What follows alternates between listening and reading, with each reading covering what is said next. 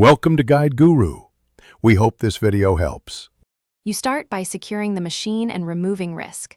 Park level, set the brake, and chock the wheels. Once done, lower the forks, switch the key off, and take the key out so it cannot be started. Next, perform a focused visual inspection of battery terminals, hydraulic hoses, tires, mass channels, and fluid reservoirs. This tells you where to concentrate repairs and prevent surprises during disassembly. Make sure to wear gloves and eye protection while you proceed. You now diagnose the core systems so you can fix what matters. Start with electrical. Measure battery voltage and starter draw. Compare readings to manufacturer specs to know if you need a battery or starter. Then relieve hydraulic pressure and support the mast with safety blocks before you remove hoses or cylinders, because trapped pressure is dangerous.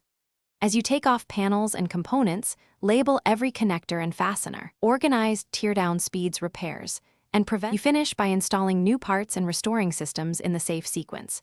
Replace faulty hoses, seals, or electrical components and torque bolts to spec so connections stay secure. Once mechanical repairs are complete, reconnect the battery last and charge it to the recommended level. Then test start the engine to confirm electrical repairs. Finally, perform functional checks. Lift, tilt, drive slowly, and listen for abnormal noises. If something still fails, recheck wiring harnesses and hydraulic bleed points.